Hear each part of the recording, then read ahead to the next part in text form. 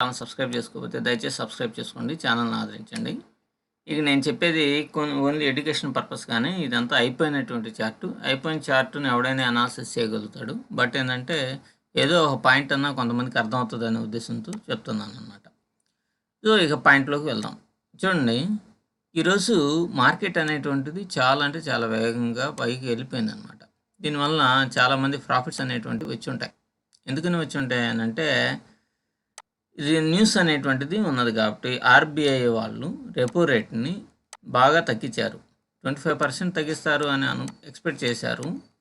కానీ అది 50% తగ్గించడం వలన బాగా పెరిగిపోవడం అనేటువంటిది మార్కెట్లో పాజిటివ్నెస్ని చూపించింది.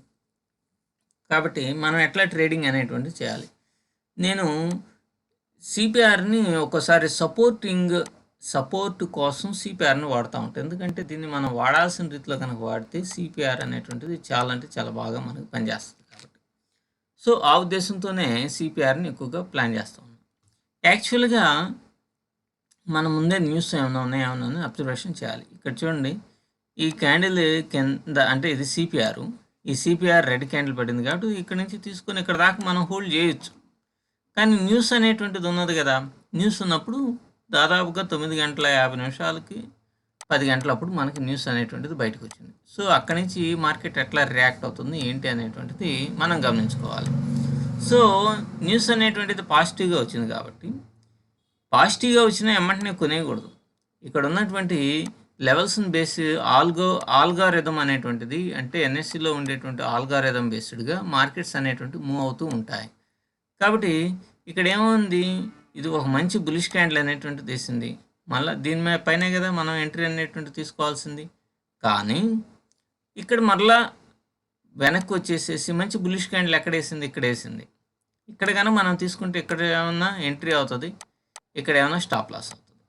సో మనం పర్ఫెక్ట్ అయినటువంటి ఒక్కోసారి చాలా రిస్క్ అండ్ రివార్డ్ చాలా అంటే చాలా డిఫరెంట్గా ఉంటుంది కాబట్టి మనం ఎంట్రింగ్ కావు. కాబట్టి మనకి అనుకూలంగా ఉండేటువంటి క్యాండిల్ పడిన దాకా వెయిట్ చేయాలి. ఇది లైవ్ మార్కెట్లో కొంచెం కష్టంగానే ఉంటుంది, కానీ మనకు అనుకూలంగా పర్ఫెక్ట్గా ఉండేటువంటి క్యాండిల్స్ ఖచ్చితంగా పడతాయి. సో ఇది ఒక మంచి బుల్లిష్ క్యాండిల్ పడింది కాబట్టి దీని అబోవ్ ఎంట్రీ తీసుకుంటే ఇక్కడ స్టాప్ లాస్, మనకి రిస్క్ అండ్ రివార్డ్ రేషియో అనేటువంటిది మనకి సరిపోతుంది అనమాట. సో ఇక్కడ నుంచి మంచి లాంగ్ రైడ్ అనేటువంటి చేసుకోవచ్చు. ఎందుకని చేసుకోవచ్చు, ఇక్కడ దాకా ఒక మంచి బేస్ని ఫామ్ చేసింది. చూడండి, ఇక్కడ కనుక మనం గమనిస్తే ఇది మంచి బేస్ని ఫామ్ చేసింది. సో ఈ మంచి బేస్ని ఫామ్ చేసి మంచి బులిష్ వెళ్ళి వచ్చేసేసి వెళ్ళిపోతుంది కాబట్టి కిందకి ఎట్లా పైకి అప్ సైడ్ వెళ్తుంది కాబట్టి it is a good sign అనమాట ఫర్ బాగా పెరగడానికి అవకాశం ఉంది అని అనుకోవచ్చు. సో ఇక్కడ ఎంట్రీ తీసుకొని మనం లాంగ్ రైడ్ అనేటువంటిది ఇక్కడ వరకు అనేటువంటి చేయొచ్చు. లేదంటే ఇక్కడ నుంచి ఇది ఈ బ్లాక్ లైన్ అంటే ఎస్టర్డే హై వరకు మనం తీసుకొని పొజిషన్ క్లోజ్ చేసేసి మరలా ఇక్కడి నుంచి మరలా ఈ క్యాండిల్లో మనం ఎంటర్ కాకూడదు. ఈ క్యాండిల్లో మనం ఎంటర్ కాకూడదు. ఎందుకని, ఇది వెళ్ళింది కానీ పైన విగ్ చాలా ఎక్కువ ఉంది, కింద అసలు లేదు. సో దీన్ని నమ్మలేము. తర్వాత మరలా రిటర్న్ అవుట్ అవకాశం ఉంటుంది.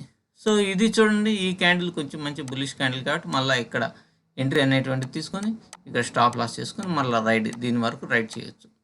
అయితే ఎప్పుడైనా సరే మనం ట్రేడ్ చేసేటప్పుడు టార్గెట్స్ ఉంటాయి కదా, టార్గెట్స్కి 80% రీచ్ అయిన తర్వాత మనం పొజిషన్స్ని క్లోజ్ చేసుకోవడం చాలా అంటే చాలా బెస్ట్. ఎందుకంటే ఎగ్జాక్ట్ లైన్స్గా, ఎగ్జాక్ట్ సపోర్ట్స్, ఎగ్జాక్ట్ రెసిస్టెన్స్లుగా మనం వీటిని పరిగణించలేము అనమాట. కానీ ఓవరాల్గా ఒక 20% అటు ఇటు ఉంటుంది కాబట్టి మనం టార్గెట్ 80% రీచ్ అంటే ఇక్కడ దాకా వెళ్ళేసరికి మనం ఎంట్రీ పొజిషన్స్ని స్క్వేర్ ఆఫ్ చేస్తే చాలా అంటే చాలా బెస్ట్ ఉంటుంది.